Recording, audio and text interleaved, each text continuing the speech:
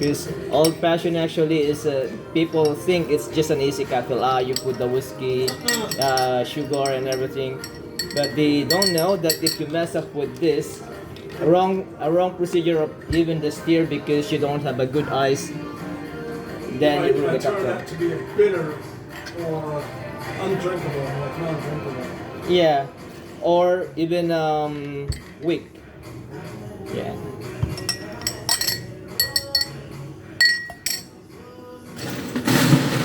The first time I tried it was in Poland.